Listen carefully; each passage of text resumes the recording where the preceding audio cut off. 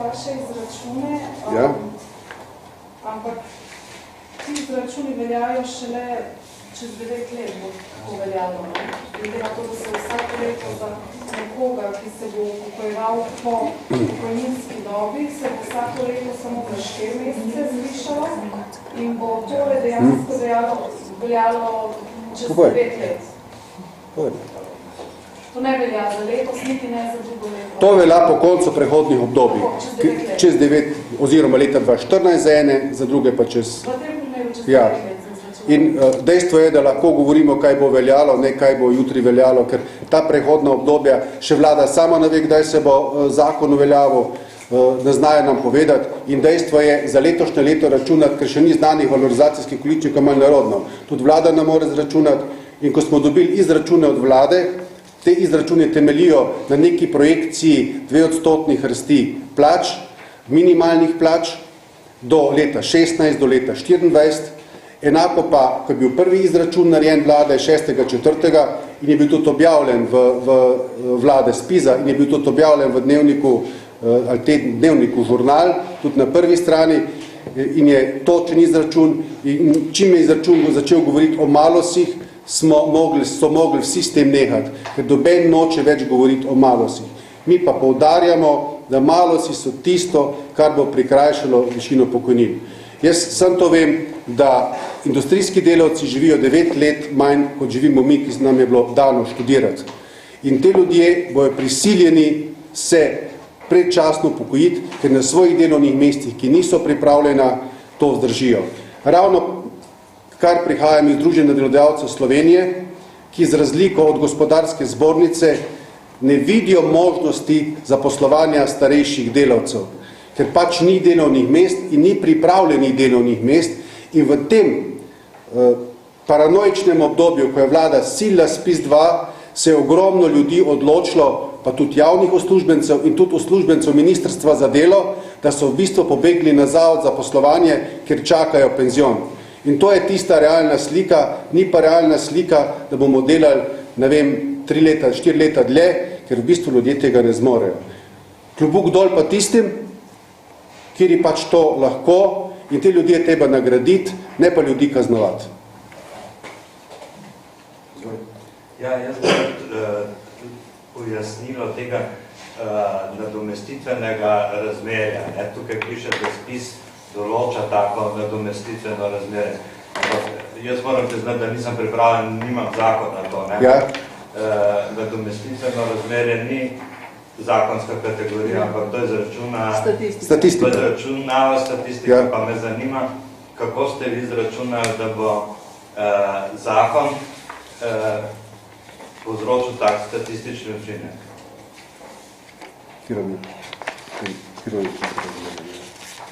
Tlej, prva alineja, druga alineja na strani ena. Zakaj je SPIZ-2 krivičen? Ker v bistvu... Tole nadomestitveno razmerje izračunano na podlagi priporočil OECD-ja in so ga izračunali, tudi strokovnjaki smo se pogovarjali iz fiskalnega sveta. In če pogledate poročilo tudi fiskalnega sveta, jaz mislim, da se vsaj tem lahko strokovnost priznamo, ki vodijo fiskalni svet, da znajo postaviti nadomestitveno razmerje. Je pa v uradnem listu 29 objavljeno. Sam dejstvo je, da če se danes upokojiš, lahko pričakuješ 60% svoje zadnje plače. To je dejstvo. Pa ne lučko. Ja.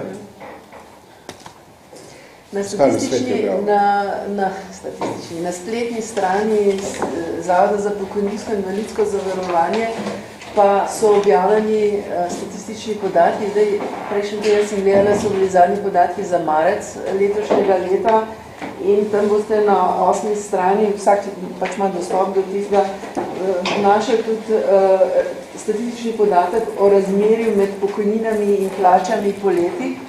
In ta podatek je zdaj sicer samo za zaporedje od 2001 do 2010.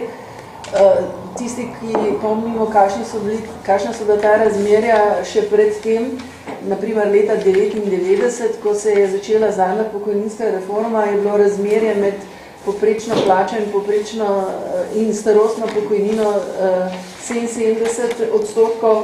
Zdaj vidite, da je v letu 2010 padlo že na 64,7%.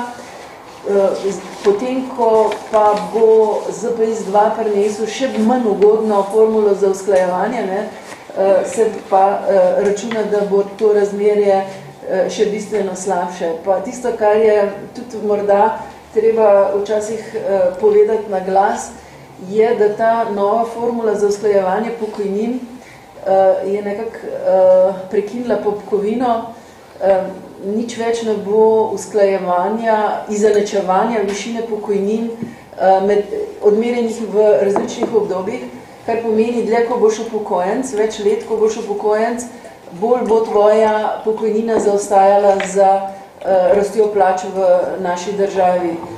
Se pravi, za enako plačo, enako dolžino pokojninske dobe bodo novi upokojenci, ki se bodo v tem zadnjem koledarskem letu upokojevali, imeli bistveno višjo pokojnino kot starejši upokojenci. Ravno zaradi tega, mi mislimo, da to ne bojo ne vem kako imenitni učinki tega zakona, slej ko prej se bojo pokazale tako velike razlike v višini, ki jih ne bo možno z nobeno stvarjo braniti in bo potrebna nova intervencija v zakonu. V glavnem, ZPIZ-2 po našem mnenju še ni dovolj dober, da bi brez popravkov smel veljati. In zaradi tega mi pozivamo volilce, da naj ga na referendumu zavrnejo.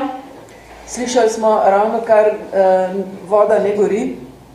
Še kar nekaj let bo trajal, preden bo res neki opazni javnofinančni učinki v finančne nevzdržnosti in tako naprej v pokojninski blagajni. To se pravi, lahko si vzamemo še kakšen mesec za sklenitev socialnega sporazuma med vlado in socialnimi partnerji, za popravek ZPIZ-2 v tistih členih, kjer je to potrebno, zato da bomo imeli manj krivičen zakon ali pa, če želite, bolj pravičen zakon.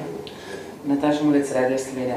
Mene zanima, hipotetično bo pokojninska reforma padla, potem je na vrsti interventni zakon in v katerem delu si recimo vi predstavljate, da boste spet se usedali z vlado in bo nova pokojninska reforma nastala v letu ali dveh, ker recimo finančni analitiki, te, ki se ukvarjajo z bonitetnimi ocenami, te predvidevam, vsaj upam, da niso nekako, da nimajo političnih ozadij. Ja, pa jih imajo, veste. Imajo kapitalske. Potem je ta teorija zelote in je brez zveze, da so zrušili Grčijo. No, ok, ampak recimo, da se ta scenarij res zgodi, da bonitetna ocena pade. Boste prevzeli odgovornost za vse, kar... Prva stvar, ki je, potrebujemo Evropsko bonitetno agencijo namesto ameriških. Izkazalo se je, da so te bonitetne agencije služile predvsem interesom kapitala, ki je želel preprečiti kakšne hujše izgube. Mi mislimo, da po 5. juniju pride 6. junij, navaden delovni dan. Mi imamo pripravljene svoje rešitve, kako bi bilo možno ZPIZ-2 popraviti, zato da bi bila stvar finančno vzdržna pa pravična. Koliko pa verjamemo bonitetnim agencijam je pa drugo vprašanje, ker te bonitetne agencije, te iste, ki sploh krizo niso znale napovedati, zdaj napovedujejo, da se bomo spet zrušili. In te isti ljudje napovedujejo za dobro plačilo in strašijo po svetu. In te 3 ameriške bonitetne hiše v bistvu so največ gorja povzročile tele po Evropi. Jaz bi zdaj sam še na eno vaše vprašanje odgovoril okoli tega o prevzemanju odgovornosti. Mi nismo čisto nič drugega naredili, kakor samo omogočili ljudem, da lahko oddajo svoje podpise za referendum. Zato, ker smo smatrali, da je to tako pomembna zadeva, da morajo ljudje odločiti, ali želijo tako pokojninsko reformo ali ne. Lahko bi se zgodilo, da mi tudi ne bi zbrali 40.000 podpisov, ne? Ampak ljudje so hoteli o tem odločati, ljudje so hoteli oddati te podpise. Je pa razlika 31 podpisov poslancev ali pa 40.000 podpisov državljanov. in dejstvo je, da državljani vsaj po ustavi ne odločajo in mislim, da to pravico jim moramo dovoliti.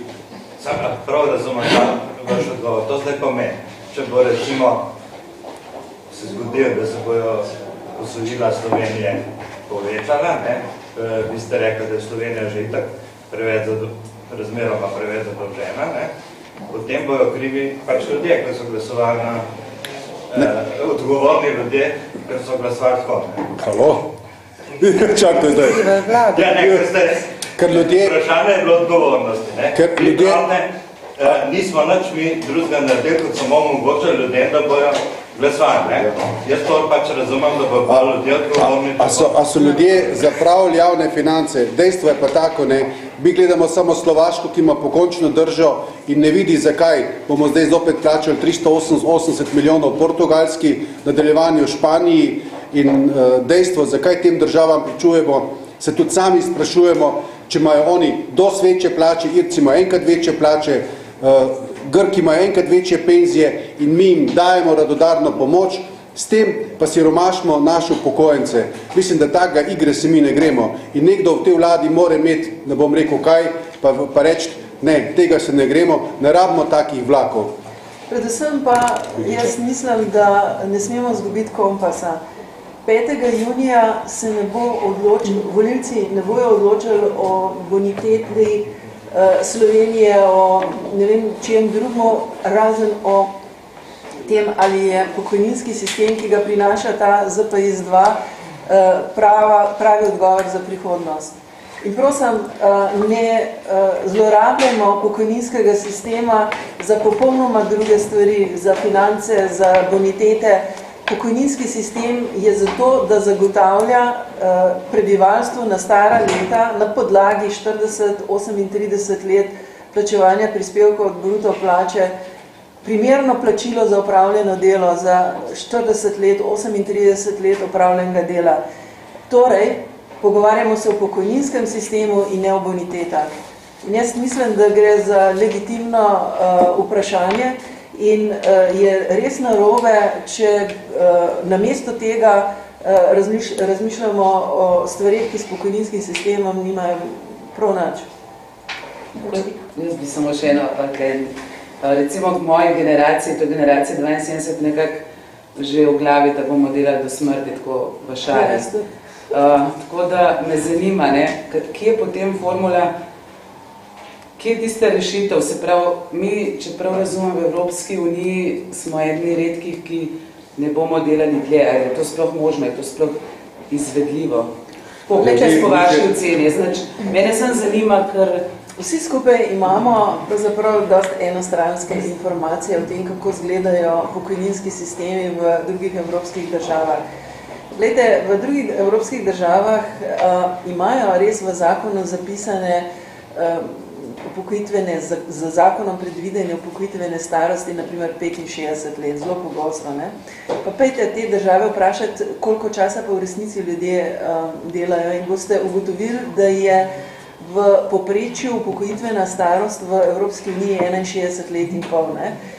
Tle se zdaj treba, zdaj navajam podatke iz zelene knjige, ki lansko leto je Evropska komisija začela javno posvetovanje o reformah pokojninskih sistemov za svojo zeleno knjigo in v tej zeleni knjigi so bili objavljeni podatki ne samo o tem, kakšne so z zakonom predvidene upokojitvene starosti, pa tudi kakšne so dejanske upokojitvene starosti v teh državah.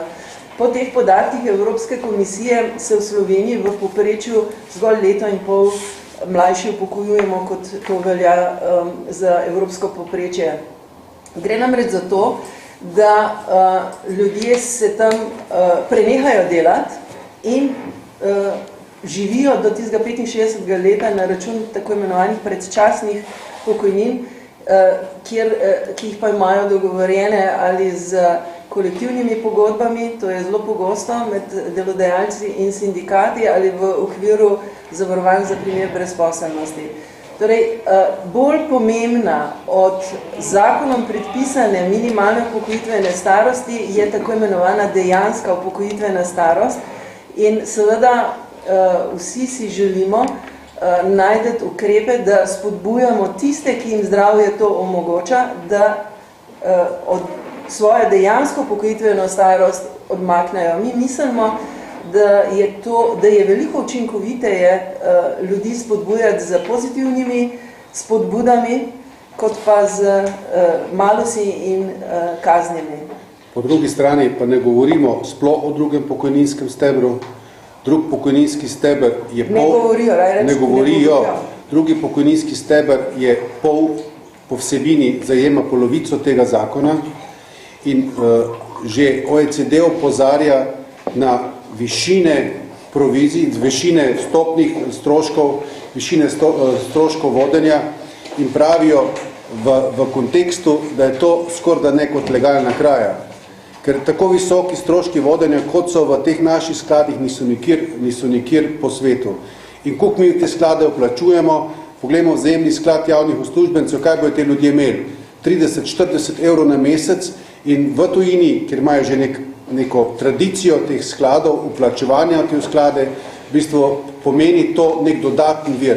In mi se okoli teh skladov niti pogovarjali niso, niti dovolili nam niso se pogovarjati, ampak so na odboru in kasneje v parlamentu enostavno na nam nerazumljiv način provizije zvišali za 3-krat. In ko smo izpraševali, kaj se grejo, prav, to je odločitev, tak so izglasovali poslanci. Mi smo lahko samo tiho, ker kot vsi ostali državljani. Ampak ostro temu nasprotujemo in želimo, da se bi te stebri ojačali in da bi se transparentno vodili za neki normalnimi stroški.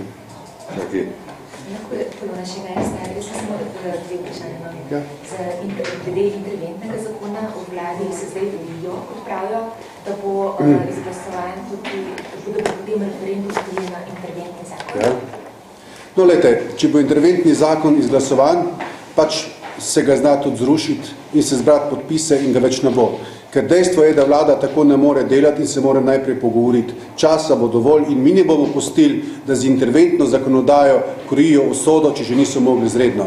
Mislim, da v državi mogo vladati socialni dialog med delodajalci, delojemalci in vlado in se moramo dogovoriti, kako naprej. To so delali samo še v času Antija Markoviča, pa še ne vem, da je prej, če se gledamo te zgodovinske zapise, da je zvezna vlada Jugoslavije posegala z interventnimi zakoni in pol jaz vem, ko sem delal v trgovini, smo mogli hitro davke popravljati. Še drugo vprašanje mogoče, vlada tudi napoveduje obiske visokih, možnost obiskov visokih evropskih predstavnikov, mogoče odziv na te prve novice v tem? V zvezi s čem? V zvezi s pokojninsko reformo, da bi te visoki predstavniki povedali, kako res Jaz bi bil vesel, če bi prišli Italijani, izredno, pa Španci, da bomo mi videli, kako imajo ugodne pogoje za pokojitev tam, kakve visoke pokojnine so tam, in ne pa, da nam bojo pripeljali Skandinavce, da bomo gledali, pod kakim pogojem polni še prepeljajo iz področja varnosti zdravja pri delu, da bomo videli, pod kakim pogojem te delavci starejši delajo in kako imajo rojene te druge sklade. Nam lahko je zastraševati. Predvsem pa, jaz mislim, da bo presenečena vlada, ko bo od predstavnikov evropskih inštitucij slišala nasvet, da se pokojninske reforme v Evropi, v evropskem socialnem modelu sprejema na podlagi sporazumov z socialnimi partnerji. Ni naključje, da države, kjer je socialno partnerstvo najbolj razvito, so tudi sicer gospodarsko najbolj razvite. En tak primer, recimo, o čemer govori Lučka, je Španija, ki je v veliko večjih državah, kot mi pa jim je vsem uspelo doseči socialni sporazum o pokojninski reformi, s čimer so delovno dobo za to minimalno pokojnino dvignili iz 35 na 38 let. To je štejo kot velik uspeh.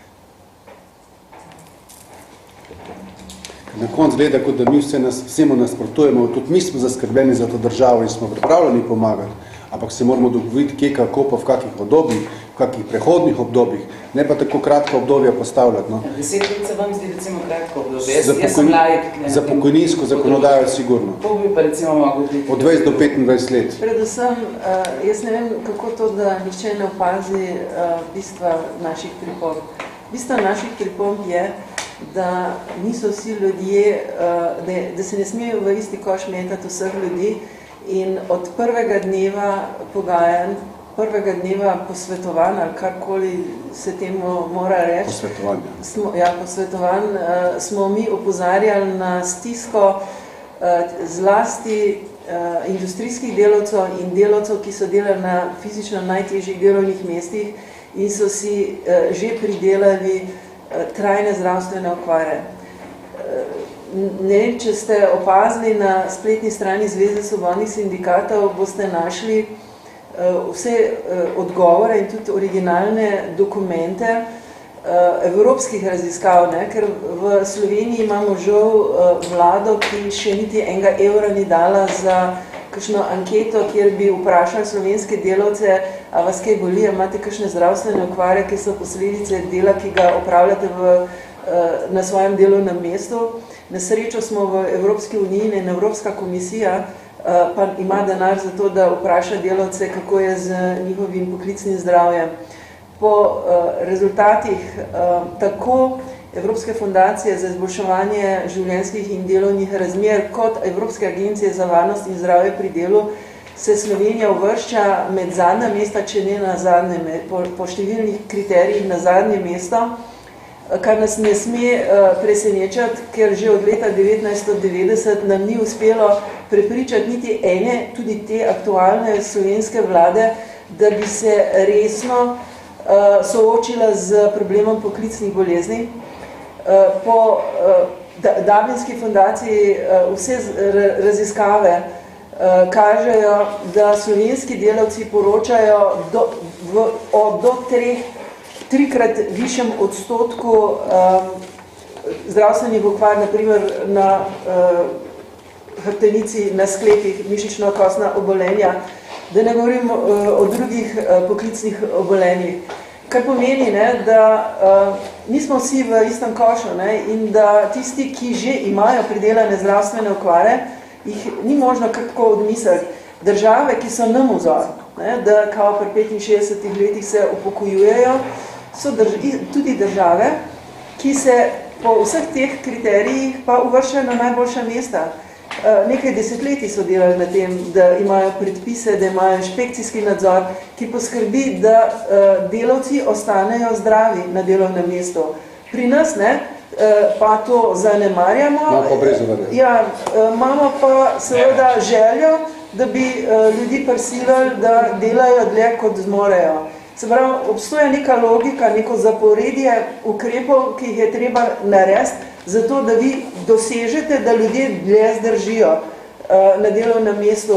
Zdaj, v lanskem letu, v 2010, je Dublinska Evropska fundacija za izboljševanje življenjskih in delovnih razmer, tudi to boste našli na naši spletni strani, pa ne samo na naši spletni strani, pejte prosim na spletno stran Evropske fundacije Eurofound in boste našli tudi v slovenščini podatke, med drugim so lani spraševali torej, evropske delavce, od tega 1400 slovenskih delavcev, ne, ali menite, da boste po svojem 60. rojstnem dnevu še zmogli opravljati delo, ki ga opravljate. In imeli so ti delavci možnost reči, ja, lahko bi zdržal, pa nočem. Ne? Ali pa ne, mislim, da objektivno ne bom zdržal. In boste videli, da je Slovenija se pravzaprav na najslabše mesto uvrstila. Najpogosteje pri nas delavci ocenjujejo, da preprosto ne bojo zdržali. Samo 14,4 jih reče, ja, bi lahko, pa nočem, ne? Tam 66% pa jih reče, preprosto ne bom zdržal po 60. letu delati. Ne? Bohat zakaj, ne? Pri tem, da je frekvenca, kako se ti odgovori razvrščajo, popolnoma enaka, kot je v Evropi. Visoko izobraženi pisarniški delavci v bistveno večjem odstotku rečejo, ja, lahko. Nizko izobraženi pisarniški delavci so na drugem mestu, pol pridejo visoko kvalificirani fizični delavci pa nizko kvalificirani. Torej, razmerje teh odgovorov, kako se razporejajo, je v Sloveniji popolnoma enako kot v Evropi, zgolj red velikosti je drugačen. In to pomeni, da naša vlada ni naredila osnovnih predpogojev za to, da bi se dejanska upokojitvena starost dvignila, da bi ljudje ostajali zdravi, zdržali in bi res lahko toliko časa delali. Mi svetujemo vladi, da tudi o tem razmislimo. Zahtevali smo, prosili smo Zavod za zdravstveno zavarovanje na projekcijo, kaj pomeni to podaljšanje delovnih let za zdravstveno blagajno. In po projekciji bi v 3 letih mogel Zavod dati 17, v enem letu dati Zavod po 3 letih dela 17,1 milijona evrov, samo zato, ker bi se število obolenj povečalo. A veste, kakšen je uradni statistični podatek o številu poklicnih bolezni odkritih v letu 2010?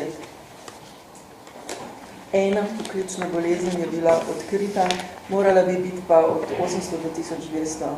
Kar pomeni, vse je pometeno pod preprogo. Tam, kjer je res treba zavihati rokave in nekaj narediti, tam se nič ne naredi, ne? Tam, kjer je pa treba vzeti ljudem, ki imajo že najmanj denarja, tisto pa znamo. Mislim, da bi bilo treba sistemsko urediti, če jaz razumem. Ne, da sem na ravni države, isto vlogo imate najprej sindikati, isto vlogo zaposlenih, da odkrito povajo, recimo, zakaj gre. Tukaj ste rekli pisarniški delavci, ne? Lahko ima pisarniški delavc 14 ur delovnika pod stresom, kar jaz osebno ne govorim nič strokovno enačem z 8 urami med 6 pa drugo, tretjo. Ne? Ja, jaz se z vami strinjam tudi po psihično-socialnih obremenitvah se Slovenija in po intenzivnosti dela.